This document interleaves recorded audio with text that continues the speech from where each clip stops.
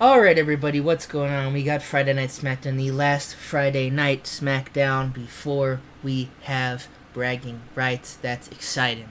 And we gotta have like 10 guys who aren't on the roster. Cause I'm thinking of honestly like making SmackDown like longer. I know in real life, if you did that like the world would fucking explode in anger. But at this point, it's just kind of like I really do think I need it, just because there's so many people I want to book and want to get over mid card, lower card guys. But it's a thinking point. But anyway, Zack Ryder picks up a win in a just to get him in the faces over. Includes Tyson Kidd. Tyson Kidd is definitely poised for greatness, despite his gimmick not being suited to. We should probably change that. But that is a story for another day. And I randomly clicked on improvements, even though I usually don't care. So basically, we have the SmackDown announce team of Piss Stain Michael Cole, Booker T, and Joey Styles talking about not only the bragging rights card, which you go into the watch Raw if you know the whole bragging rights card, as well as the main event for tonight, John Cena, Sin Cara, and Mark Henry, triple threat for the World Heavyweight Championship. And yeah, just kind of highlighting all that stuff. This is going to be very less written stuff. The ending is written out, and I think you'll guys see why. And just as a tune-up match, Drew McIntyre kicks the shit out of Goldust with a double snap underhook DDT for a quick win there, because that's always fun. And after that, we have Samoa Joe taking on Ryback. I'm not sure why this is not a storyline match, because both of them are in the storyline at this point.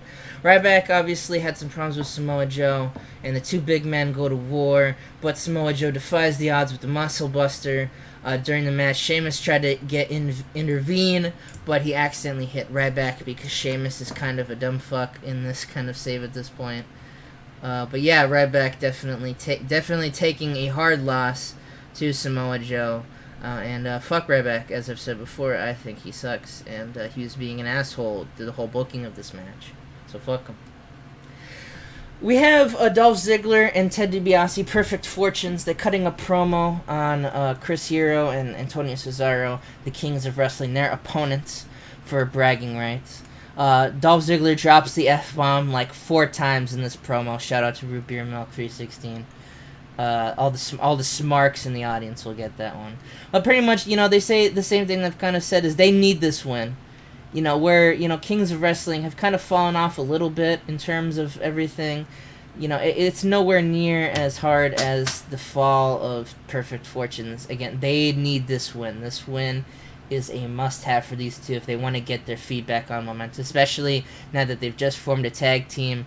Despite them having good chemistry, it would be an absolute disaster if they went out there and made asses of themselves. So they need not only to help SmackDown win, but they need to win for themselves. They need a win, in case you didn't know. And after that, okay, so these two are supposed to be off screen. They're not there, although I like to imagine they are. So basically, Sheamus is talking to Mark Henry.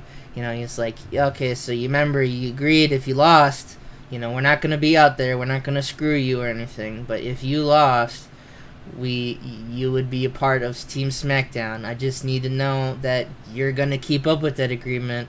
Because, don't be a dickhead. And Mark Henry's like, dude, bro, I'm not going to be a dickhead. He sounds like Zack Ryder for some reason. I guess dickhead's PG. Only Smarks would get that one. But anyway, all of a sudden, as they're talking about that and the whole World Heavyweight Championship, Oz comes in. And Sheamus looks like he's about to book it, but he's like, you know what? No. I'm sick of this old motherfucker in this absolute, this stupid gear on. It's like Kevin Nash has the mask on, so he's just walking around like that, and he's like, I want to know right now, what is it you want from me, Nash? What is it you want? And Oz just sits there, and he turns his head down, and he looks right at Money in the Bank, the briefcase, and she was like, oh shit, I forgot I had this. he forgot he had the briefcase. But then Oz just slowly, as the lights go on and off, and he disappears. And Sheamus is like, fuck, I hate it when he does that. That's just annoying. So yeah, there's that segment. We have some Divas tag team action, some good Divas tag team action, if you will. We have the Gate Crashers taking on the Divas of Doom, and the Divas of Doom actually pick up a win, because basically during the ending segment of this match, Madison Lane comes out, the wrestling thing, she's trying to distract them, but as soon as she comes out, AJ Lee's like, nah, bitch, and they start beating the shit out of each other, and they're beating the shit out of each other so bad that Velvet's like, huh, that's neat, and Katie Lee's like, huh, that's neat, and then Beth Phoenix just comes right up with the Glam Slam and just picks up a quick win. So the Divas of Doom getting the much-needed win, and we're still hyping up that Divas match for bragging rights. And right before that, we have Team Smackdown, basically, not the official Team Smackdown, but pretty much, Colt Cabana, Rey Mysterio, and Miami Vices, and Shawn Michaels. He's playing the footage of all the different people who got promos on them, and Shawn Michaels is like, guys, we're Smackdown, right? Smackdown is the A show. The Rock helped create this show. We have ties to The Rock. We have ties to Hulk Hogan. We have ties to everything good in this industry. Raw may be the A show because it's older, but you know what SmackDown's all about? It's about giving young stars a chance. And then Colt Cabana's like, isn't John Cena the champion right now? And he's like, shut the fuck up, Cole. And Colt's like, oh. But he's like, regardless, you guys are going to go out there. I have full confidence in every one of you. I have so much confidence. You're going to bring the tag titles to SmackDown Miami Vices. Colt, you're going to defy the odds. You're going to beat the Big Show, just like you beat Ryback. And Ray, you're going to do what you always do, and you're going to beat Smash. You're going to beat Wade Barrett's ass, since Wade Barrett sucks, and you can never do anything good anyway. And Colt's like, yeah, that is true. Wade Barrett kind of does suck. So, they do the high five gimmick. They all put their hands in, like, yeah, Team SmackDown. And it's just really awkward and kind of, like, comedic and almost. But yeah, Team SmackDown obviously rallying with that segment. And I believe is the main event next. It is in a 90 match in which Sin Cara ruined the matchup. In which it is a good match, though, still all around. John Cena, you knew John Cena was going to win. Let's just be honest here. Basically, John Cena beats up Mark Henry. Mark Henry obviously fights back. Mark Henry puts an equal foot. Mark Henry is the first time John Cena has had a problem in his World Heavyweight Championship reign. Like, it's the first time he's really had to deal with something like that. Sin Cara, not so much. John just picks up Sin Cara, and he's like, that's cute, and just beats the shit out of him like he's an annoying fly. But you were never really in doubt. John Cena makes defense number 6 of his World Heavyweight title. So Mark Henry is on Team SmackDown. We can't confirm, and it will be John Cena versus Kofi Kingston at Bragging Rights. And after the match, John Cena stands in the ring. Both Sin Cara and Mark Henry are down after an absolute brutal match. I like to think that while Mark Henry is like down, like he's just like, not knocked out, but he's doing the thing, like he's rolled to the outside, probably like hold him. He's like, oh shit. Sin Cara is probably like comedically sticking out the ring, like Looney Tunes. Just he's dead, not officially dead, like the board of directors, which are also not officially dead, but they might as well be. Sin Cara is just figuratively dead. So he looks over and he's like, yeah, that's good, and he's gone.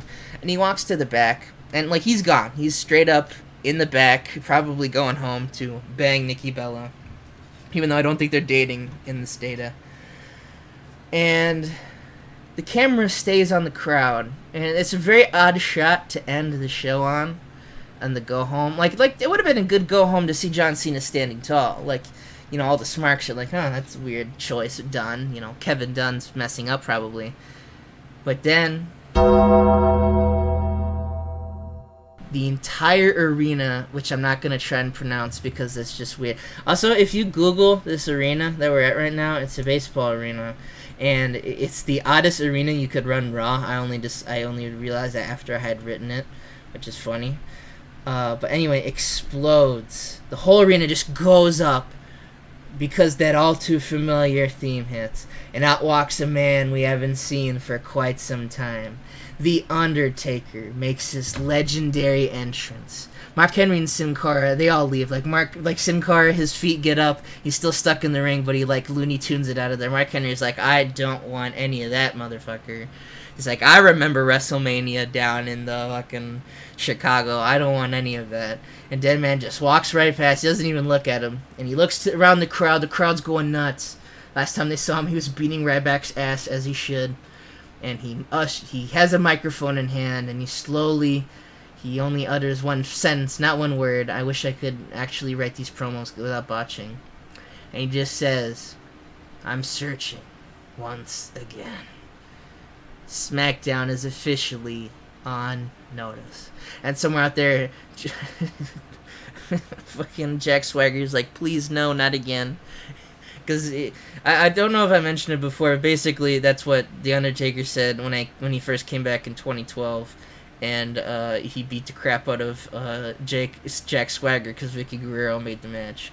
But it looks like The Undertaker is searching for someone. That doesn't necessarily mean his WrestleMania opponent. He's just searching for somebody. He's looking for somebody. And we're not exactly sure who. And that's how SmackDown goes off the air. 92A. I'm actually going to be honest. I really liked booking this SmackDown. Shout out to Root Beer Milk. He randomly just wrote that he was like, "Yes, I really like what you're doing on SmackDown." And it made me so happy because I was just thinking, like, man, I just think SmackDown sucks. I just don't like how I'm writing SmackDown. But so with that kind of renewed energy, I wrote the SmackDown, and I really liked it. But that's not really important because bragging rights. We're about to hit bragging rights. And right before I leave you go, I'm just going to say that this bragging rights is going to be a great show. And it will be a memorable one in the series. Thank you guys for watching. I'll see you guys then.